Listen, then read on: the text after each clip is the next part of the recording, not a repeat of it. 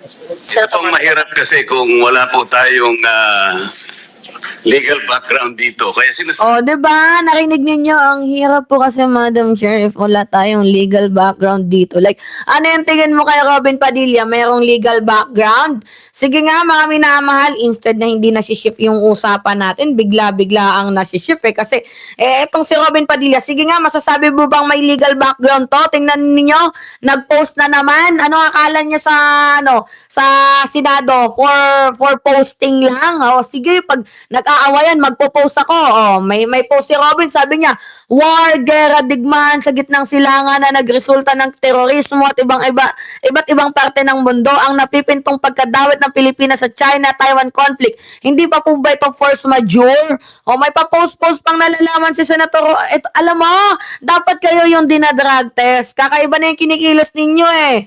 'Di ba? Sino na naman kaya nag-advise dito kay Robin Padilla na mag-post ng ganito? Binibigyan ba kaya to ng advice ng mga taong nandyan sa kapaligid niya? Sino, Marcoleta, inutusan mo na naman ba itong si Robin Padilla? Di umano? Sino yung nag-utos dito? Sara Duterte. Sige nga, parang nagiging asong julul. Itong si Robin Padilla na kung ano-ano yung pinagsasabi, dapat nga dito, bina-background check to. Hindi natin alam kung may tama yung utak neto or nasa tamang katinoan pa eh. Ano yung sinasabi mong legal background? Sige nga, tingnan natin kung may legal background si Robin. Panoodin natin tong balitang to. Tingnan lang natin mga minamahal kung mayroong legal background itong si Robin Padilla. Jed, ano yung sinabi ni Senator Padilla patungkol dito sa force majeure?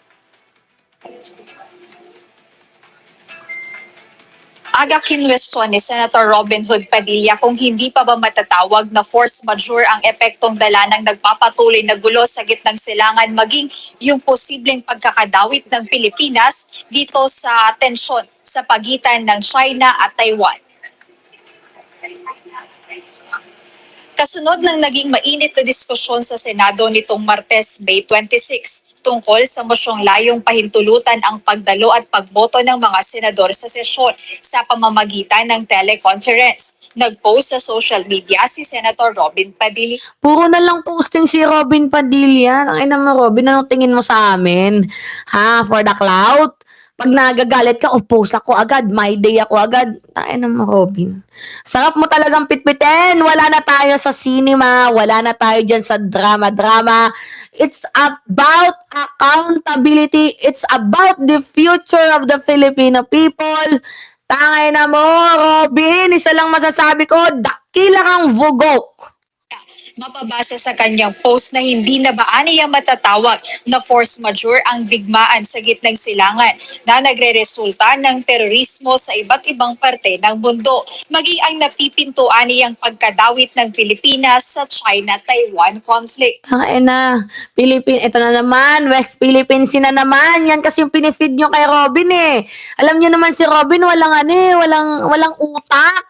Kung ano yung pinifeed nyo, di yan lang din yung nasasabi niya, yan lang din yung nagre-reflect sa mga niya, sa mga gusto niyang ipahiwatig. Kasi kayo din eh. Kayo yung may kasalanan, pinifeed nyo ng wrong information. Kaya tingnan ninyo kung ano-ano yung binabark. Kung ano-ano yung diba? Kung ano-ano yung binibigkas ng bibig ni Robin Padilla. Kasi kayo yung bark ng bark. Si Robin naman, adapt lang ng adapt. Tapos sarado pa yung isip. Wala na, ekis na. Yan ba yung senador natin? Walang utak? 'Di ba? Utak munggo. Literal na utak dilis. Ang liit ng utak. Gets ninyo? What is the punishment for the traitors or betrayers of the people? Jail. I think dalawa, both. I-jail muna tapos execution. Ganon. 'Di ba? Hindi pwede yung kulong lang. Dapat may parusa eh.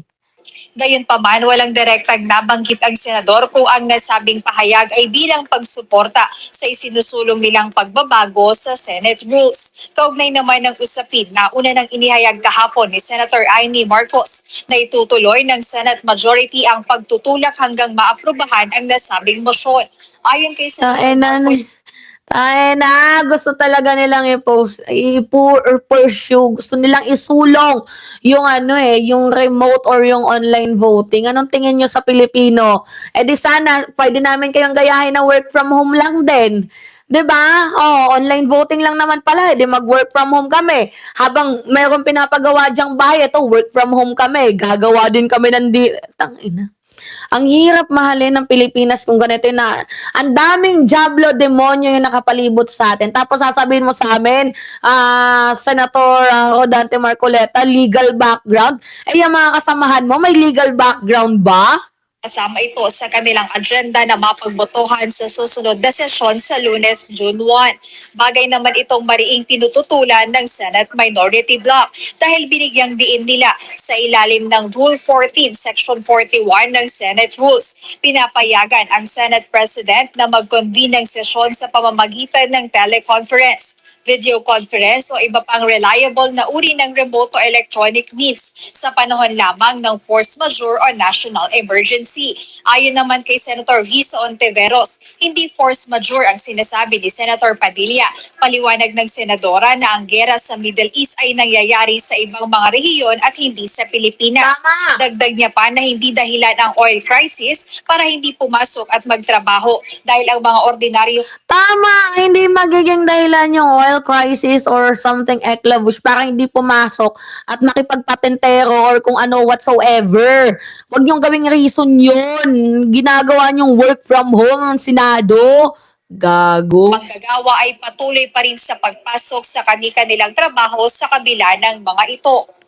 Mambabatas nga ni, tapos mag-online voting. Ano yun? Agad dagdag ni Senator Antiveros kasunod nga no pag-walk out nila nitong Martes, May 26, aniya sa susunod na sesyon which is sa June 1 sa darating na Lunes, handa at open yung minority bloc na makipagdebate tungkol dito sa mosyong isinusulong ng Senate majority na payagan yung mga senador na dumalo via teleconference o video conference. So ayon sa minority bloc, handa nilang questionin o tanungin yung iba't ibang mga instansya para dito sa motion nga na pagbabago sa Senate rules. And one update mula rito sa Senado, balik. Ang ina ninyo, nanggigigil ako. Mga 80-80. Yung gustong magsulong ng remote na yan, 80-80 talaga. Isa lang yung masasabi ko. Gusto kong tawanan ng yan kasi yung mga Pilipino. If you elect a clown, expect a circus. 'Di ba mga minamahal? Talagang yan yung sinasabing force majeure yung ginagawa ninyo. Yung binabraso ninyo lahat ng desisyon na meron kayong sariling rules na hindi nyo man lang tinatransparent dyan sa mga kasamahan ninyo. Yan yung masasabi kong force majeure. 'Di ba? Tapos sasabihin mo, legal background, Senator Rodante Marcoleta. Walang ganon. O, patuloy tayo sa kanyang sinabi. Sabi ko na nga po, hindi po bagong motion ito eh. Hindi ito tinanggap ni Ontiveros. Sinuspindi ang sesyon pero makikita ang patuloy pang nagdidiskusyon sina Marcoleta at Ontiveros. Pagbalik ng sesyon, Magkaiba talaga yung lawmakers sa low degree. Paano ko ba sabihin yun? Yung mambabatas dito sa isang what do you call this? Abogadong merong mababang degree. Paano ba yon? Diba? Gets ninyo mga minamahal? nais si Senate President Cayetano, pagbutuhan na kung pwedeng talakayin ba nila ang amendment ni Marcoleta. We're only discussing whether we will take up the amendment or not. And we have exhausted already all. Totoo. Kahit kami pagod na din mamamayang Pilipino, kakaintindi sa inyo. Sa tingin ninyo, kayo lang napapagod, kami din. Napapagod kami, kakatrabaho para magkaroon kayo ng tax. Tax ng ina ninyo. Gets ninyo? Napapagod na din kami sa inyo. The arguments. This is a simple motion, so I move that we divide the House. May reiterate my motion. Git ni Senador Erwin Tulfo, pwede lang ang virtual na pagdalo kung may force majeure o national emergency.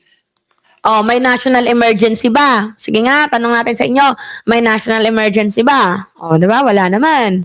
Oh, so bakit mayroong force majeure? Ano na ninyo? Dahil may makukulong na senador, kaya minamadali ng mayorya ang pagbabago ng rules. Yan yung totoo. Merong makukulong na senador, kaya binabago nila ang rules. Tama!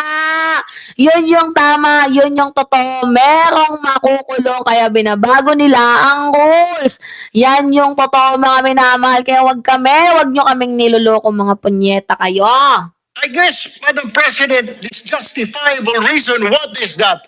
Does that fall under force majeure or does it fall under national emergency, Madam President?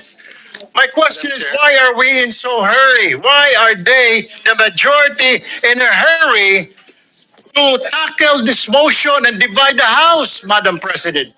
Tingnan ninyo, hindi na maiwasan na magalit ni Erwin Tulfo. Eh, kahit naman ako mapapamura ako. Bakit ninyo kami minamadali? For what reason? Bakit nyo kami hinahari up na para bang meron kayong lakad na para bang kala ninyo katapusan na ng mundo bukas? Hindi, una kasing tanong dito, bakit? Bakit magkakaroon ng force majeure? Bakit magkakaroon ng yung sabwatan na sige, force majeure na lang? Kasi, tawag dito, alam naman natin yung sitwasyon na yung ibang mga pugante, hindi na lalabas dyan, katulad ni, bakit natin nasasaalang-alang ang feelings ni Bato? Hindi, yun lang yung tanong, bakit natin kailangang isaalang-alang yung mga makukulong, yung mga pugante dyan? Bakit hindi natin isaalang-alang na lang yung nararamdaman ng mamamayang Pilipino?